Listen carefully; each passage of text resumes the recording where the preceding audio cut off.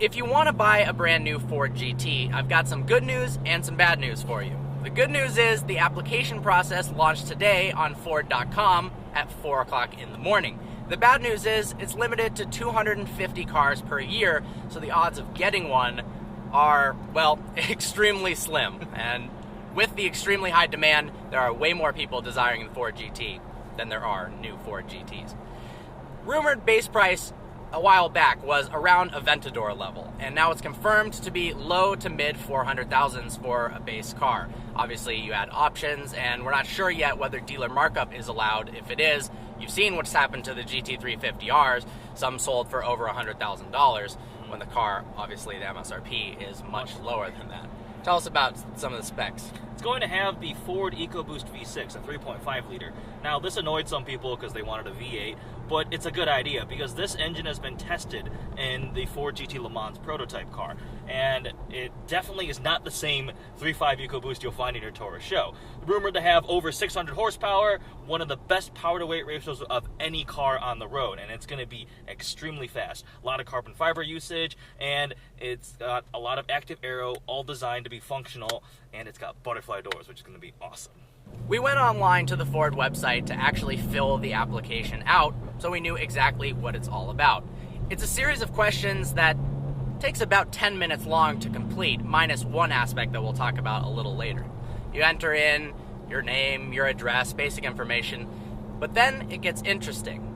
This is where actually being able to purchase a Ford GT is going to be very difficult.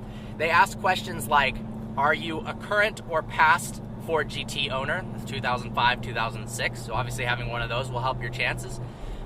Do you currently own any Ford vehicles? So if you have a GT350R on order, or GT350, or any really cool older Mustang, that'll help a lot. Obviously a GT40, that would probably be a solid step in the right direction.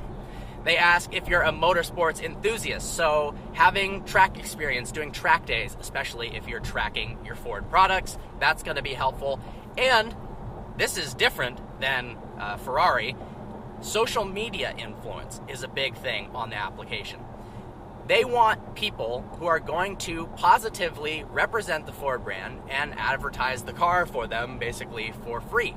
So if you have 1 million Instagram followers or 1 million subscribers on YouTube, that's going to really, really benefit you. Most likely, the key component to this application is a 60-second video that Ford asks you to make that says, why would you be a good Ford GT owner? Has to be less than 60 seconds long. They say they don't want any theatrics. It's an actual, genuine question. Why would you be a good Ford GT owner?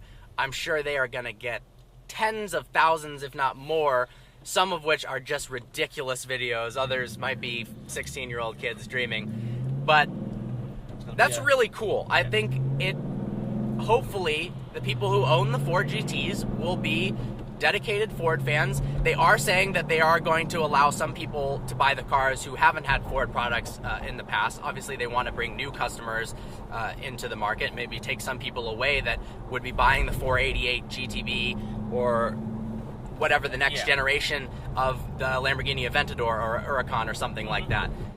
So the application's open today. They will stay open for 1 month, and on May 12th they will close for the 500 allocations available right now. So if you want one, you better make your application quickly. And you can submit your application at any time and then edit it later. Yes. So, you can make an application today, submit all the more boring information, and then think about what you want to do for your 60-second video.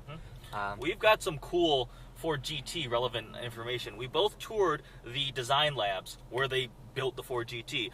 We saw a bunch of clay models, the prototype, the way early ones that look nothing like what the modern ones, the actual one looks like.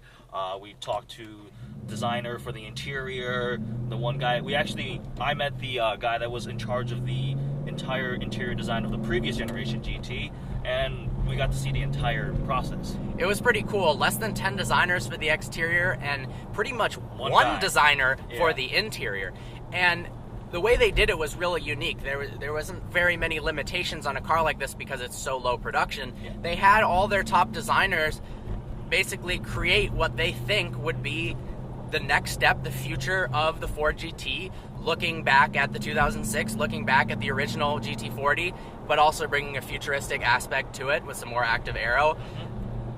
And then they all threw their designs out, and the GT basically became a combination of all of their designs. It took aspects, the best aspects from each part, and then they made some modifications so everything flowed together really nicely. Obviously, it's not just stuff stuck together. There were some designs that had aspects of the Ford GT that looked better than the one that's in production today. Yeah. A little bit more aggressive. However, I think Not it's as an practical. absolutely gorgeous car. Yes.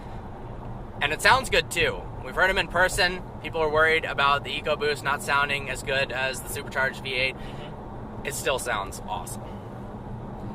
Well, honestly, like we said before, the person who has the best shot is someone who has crazy social media following, who's owned a bunch of Ford products, who currently owns a Ford GT, who's put a lot of miles on their Ford GT. They don't want these cars going to collectors who are going to buy. I mean, I'm pretty positive this car is going to go up in value after the second you buy it. So they're trying to eliminate people from buying a Ford GT, throwing it in a collection, selling it, whether it's in 2 weeks to get a crazy premium for the people who couldn't buy one, or 5 years and keeping 12 miles on it.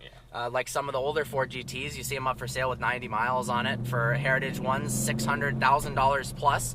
Yes. They want them on the road driven. That's part of the reason why they don't have the GT350R carbon wheels, is so it's a little bit more comfortable on a daily driver basis. But that's some information on how to purchase the Ford GT. Good luck. Me and Eddie don't have a chance. Nope. We don't really have the money either, so that's not happening. I wish, though. Good luck.